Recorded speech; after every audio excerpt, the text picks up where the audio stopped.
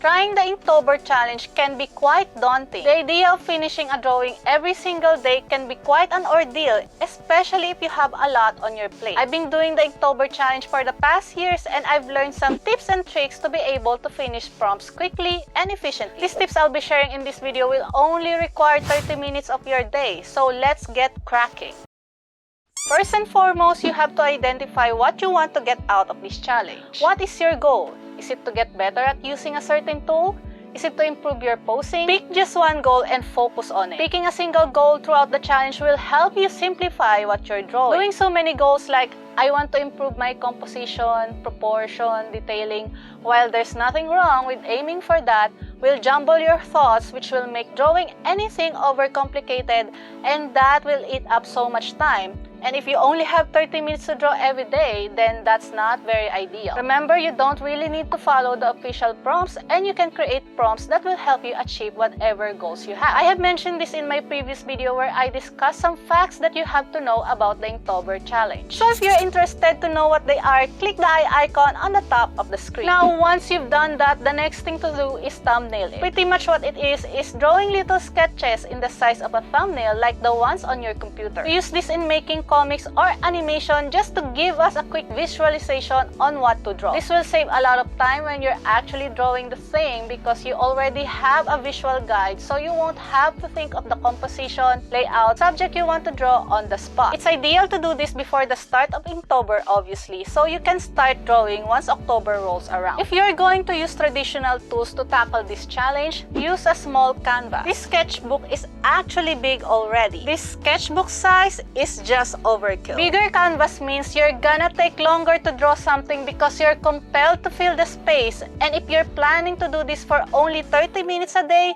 that's not going to help. The paper size I would suggest is quarter of a bond paper or A6 size. It's not super small that you won't be able to draw details, but it's not too big that it will take forever to finish. I guarantee you can finish something within half an hour using this size of canvas. The next tip I'll be giving you is spend 10 minutes or less on sketching. That way you spend the next 20 minutes on inking and details. Don't go overly detailed on sketch and instead save the detailing on the inking phase. Make use of basic shapes and use that as a guide on where to put the details. I have created numerous videos about using the basic shapes to your advantage, so feel free to check the links in the description below to learn more. When using traditional tools, it can be quite scary to make a mistake since inks are permanent. As much as you try to avoid it in your drawing, accidents like this will tend to happen. Depending on the severity of the damage, try not to restart the drawing. It's a waste of time and it will just frustrate you. What you should do is calm down, take a deep breath, and embrace the mistake